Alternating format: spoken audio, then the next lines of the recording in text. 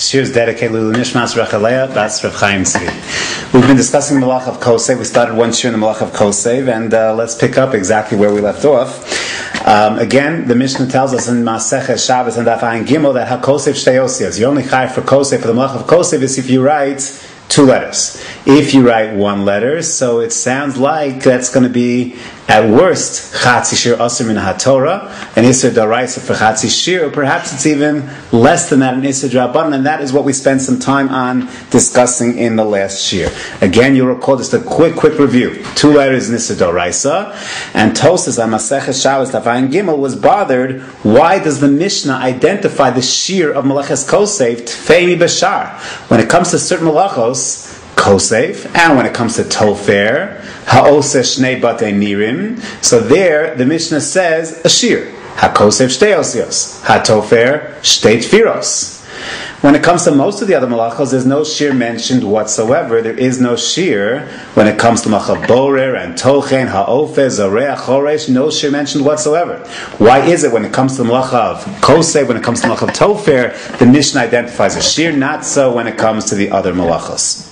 So Tosas points out, Tzarech Lafaresh, this needs an explanation, but Tosas does not provide us with that explanation. So we suggested, based on the approach of many Achronim, and that is that the approach is that indeed when it comes to Kosev and Tofer, they're fundamentally different with respect to the shir than the other malachos. When it comes to the other malachos, the malacha, for example, of Borer is to separate.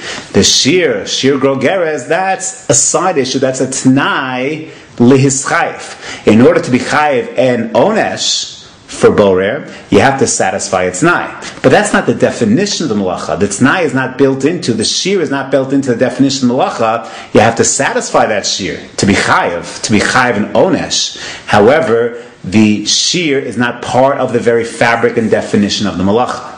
Not so when it comes to Tofer. When it comes to Tofer, the Melacha is defined as HaTofer Shtei Tfiros. After all, what is the Melacha of Tofer? The Melacha of Tofer is taking two begadim, two garments, and binding them together into one, combining them as one. If you only make one tefer, one stitch, it's immediately going to come out. It's not going to have any fastening quality to it. It's going to come out very, very quickly. As a result, that's not going to create the fusion of these two garments into beged echad. Once you have two tfiros, once you have two stitches, now already you've combined the two as one, and that's going to be the malacha, because the malacha in principle is not just a perfunctory act of sewing, but it's the binding together of two items, and that's only achieved with two stitches. Therefore, if you only did one stitch, it's not the pshat that you did the malacha of tofer, just you're missing a shear, and it'll still be what we'll call Chatzi Shir Asr Min HaTorah. No,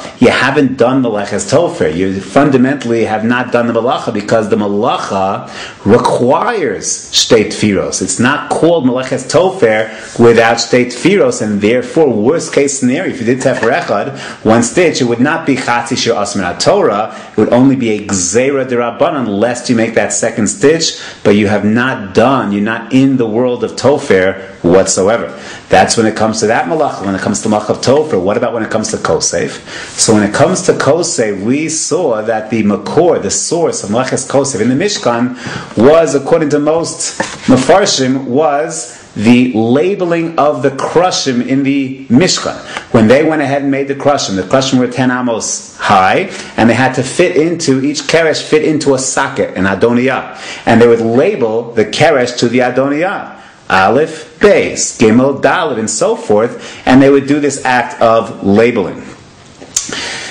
Just a side point, an interesting side point, the Ran makes the point, why they have to bother labeling? After all, every keresh was the exact same size. So what difference does it make where exactly that keresh is located? They're all interchangeable. It's like a sukkah with interchangeable pieces. It all is the same size. So what difference if you use this board, if you use that board?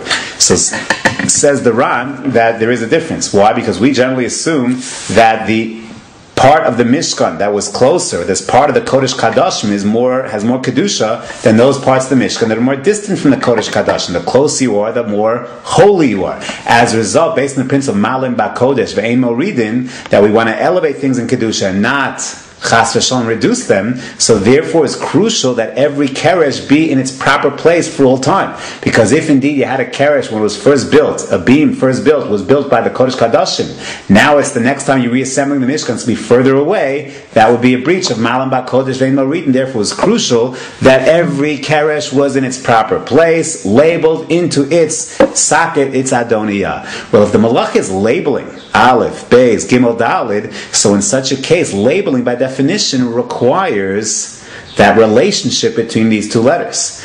You're labeling the keresh to its socket, the next keresh to its socket. It requires by definition the number 2. It would not be a meaningful label if you just labeled the keresh without the corresponding socket. As a result, the Melacha would not be called writing. Writing would even be one letter. The Melacha might be defined as labeling, and now labeling by very definition, labeling